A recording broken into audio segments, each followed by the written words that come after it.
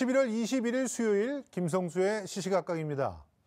강서구 PC방 살인사건 피의자가 오늘 검찰에 넘겨졌습니다.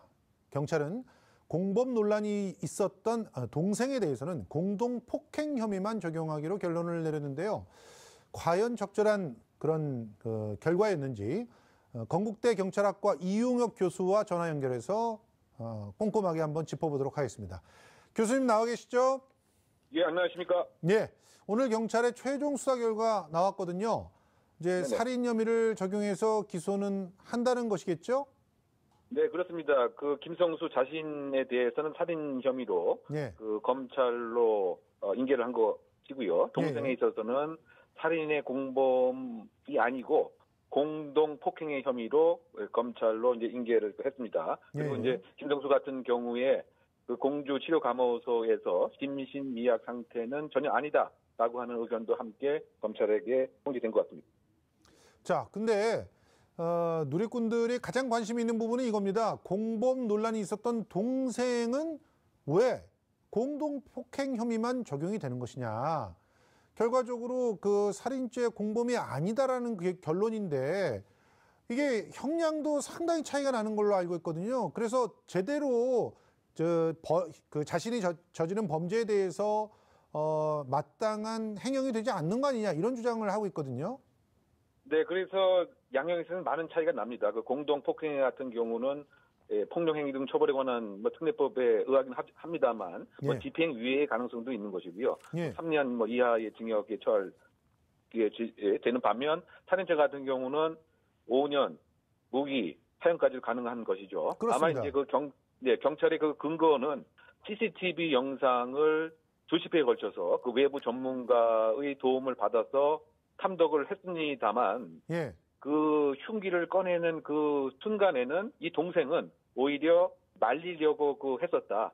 즉 공범이 되기 위해서는 살인이라고 하는 행위를 한다고 하는 행위를 기능적으로 분배하고 있어야 되고 그 고의도 함께 공유하고 있어야 되는데 이 형이 흉기를 갖고 있었다고 하는 사실은 이제 전혀 몰랐다.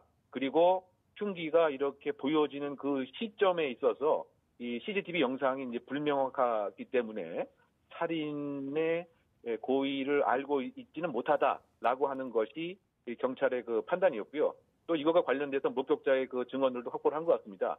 즉 흉기 등이 있었을 때는 오히려 동생이 이것을 적극적으로 말리려고 했다는 것도 있었기 때문에 살인의 공범은 보지 않았습니다만 다만 이제 유가족 입장에서는 190cm 이상의 피해자가 이 동생이 도와주지 않았으면 적극적인 방어도 가능했을 텐데 이것은 살인의 공동 정범이다 이런 입장을 계속 표명하고 있는 것 같고요. 더군다나 흉기와 관련돼서도 목 뒤에 피해자의 자상 행위가 표시가 있기 때문에 이것은 맞습니다. 넘어진 상태에서가 아니고 오히려 서 있는 상태부터 이 흉기로 공격을 한 것은 아니냐. 그럼 그때부터 허리춤을 잡았기 때문에 그렇습니다. 살인죄 공범이다. 이렇게 주장하는 것이 지금 피해자 변호인의 입장인 것이죠. 그러니까 지금 CCTV에만 너무나 의존하는 이런 어떻게 보면 경찰들의 수사의 어떤 방법이 납득할 만한 설명을 못 내놓고 있는 거 아니냐 이런 얘기가 누리꾼들의 의견들인 것 같은데요. 앞으로 이제 재판 결과를 갖다 좀 더 지켜봐야 되겠고 또 검찰로 넘어간 거기 때문에 검찰에서 보강 수사도 진행이 되겠죠?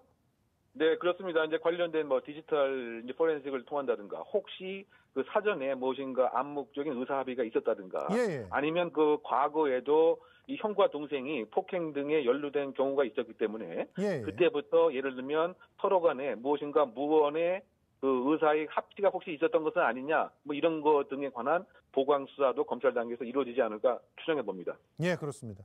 자, 피의자는 범행 동기와 관련해서 자기의 심경을 처음으로 털어놓았죠. 그런데 억울함을 호소했단 말이에요. 이게 무슨 내용입니까? 네네. 억울하다고 하는 것이 두 가지 이유를 댄 것 같습니다. 예. 내가 이 PC방에서 라면 등을 치워달라고 한 것은 전혀 잘못한 것이 아님에도 불구하고 오히려 피해자의 불손한 태도가 하나의 시비가 된 원인이었는데 또 더군다나 경찰을 불러서 사장을 불러다고 했는데 아무런 일도 해줄 수가 없다라고 하는 것. 근데 그 상태까지 내가 무엇을 잘못했느냐 이런 얘기를 하고 있는 것 같고요. 더군다나 그 과정에서 나는 무시를 당한 것 같다. 예를 들면 마치 피해자가 이 상황을 유발한 것처럼 이 김성수는 생각하고 있는 것 같습니다. 내 아빠가 경찰인데 너는 아무것도 아니다. 그래서 나는 이와 같은 상황에서 어쩔 수 없이 분노가 치밀어 올라와서 살인을 할 수밖에 없었다라고 하는 하나의 정당화, 합리화의 구실을 꾀하고 있는 것이 아닌가 저는 그런 생각이 많이 들고요. 그리고 그 사실관계와 관련돼서 피해자의 그 아버지가 경찰은 아니고요. 또 이와 같은 말 자체를 이 상황에서 한 적도 없는 것으로 현재 알려지고 있는 상황이죠.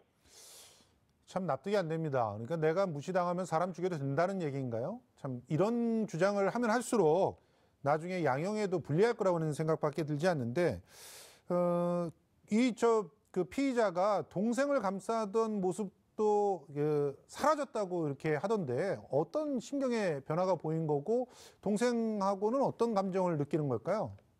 이번 그 행동 징후를 보게 되면 그 한 달 전에 그 치료 감호소로 가기 전하고 너무나 그 상반되는 모습을 우리가 그 봤습니다. 예. 예를 들면 지난 한 달 전에는 상당히 단발적으로 짧은 단어로 얘기하는가 하면 눈도 정면 응시하지 않고 고개도 옆으로 이렇게 숙이는 이런 상태였는데 오늘은 아주 그 정면을 그 응시하면서 자신의 그 억울함 나름대로의 그 합리화의 이제 구실을 상당히 많이 바뀐 거죠. 그와 같이 나의 말은 진실이다라고 하는 그런 측면에서 역시 동생의 행위도 필요한 경우 처벌을 해야 된다. 이런 입장 변화가 있었던 것은 아닌가 생각됩니다. 결국 이제 그 얘기는 뭐냐면 한 달 전까지만 해도 상당히 회피적이고 수동적인 자세였는데 오늘 경찰에서 검찰 단계로 바로 신병이 이관됨을 따라서 조금 더 공격적이고 이 상황을 관리해야 되겠다고 하는 현실에 대한 그 각성 때문에 이렇게 입장이 바뀐 것이 아닌가 이런 생각이 듭니다. 결국 요약하게 되면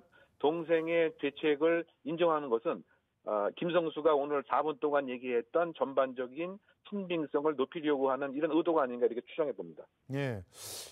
지난달 정신감정 결과를 받았는데 심신상실이나 심신미약은 아니다. 이렇게 확인은 됐는데 그런데 정신감정 후에 이상행동을 보였다는 내용이 알려지기도 했어요. 그리고 뭐 오늘의 그 모습을 보면은 일부 책임을 갖다가 뭐 피해자라든가 혹은 동생에게 떠넘기고 있는 그런 모습들을 보면 감형을 위한 어떤 작전을 짜고 있는 건 아닌가 이런 얘기들도 나왔거든요. 앞으로 네. 이 사건은 어떻게 진행이 될 것 같습니까? 일부 시각에서는 그 공주감호소의 최종 결과가 심신미약이다 보니까 이것을 다시 회복하고 본인의 이상적인 행동들, 오늘도 이제 숨을 가쁘게 몰아쉰다든가 이래서 심신미약을 다시 부각시키려는 것은 아닌가 이런 시각도 있긴 합니다. 근데 어쨌든 그 재판 단계에서는 공식적인 그 감정의 결과가 심신미약이 아니고 시시변별 능력이 분명히 있는 것으로 판정이 됐기 때문에 그 감형이라든가 이런 대상은 되지 않겠죠. 다만 그럼에도 불구하고 만에 하나 변호인 측에서 조금 더 적극적인 감정을 다시 한번 해봐야 된다. 이렇게 그 변호를 할 가능성은 없지 않아 있긴 합니다. 그럼에도 불구하고 아마 판사 입장에서는 그 공주치료감호소의 감정 결과를 수용할 가능성이 있기 때문에 이것은 정상적인 사람이 다소 이상 성격적으로 잔인한 범행을 한 것은 아닌가라고 하는 입장에서 그 재판이 진행되지 않을까도 생각이 되고요. 예. 그리고 양형기준표에 의하면 범행 수법이 잔혹한다든가 예, 그렇죠. 계획성이 있는 경우에는 추가돼서 양형에 가중될 수도 있기 때문에 예. 보통 살인 동기보다는 조금 더 형량이 높을 가능성이 있지 않는가 개인적으로 추정해 봅니다. 알겠습니다. 지금까지 이웅혁 건국대 경찰학과 교수와 함께 이야기 나눠봤습니다. 오늘 출연해 주셔서 고맙습니다. 네네.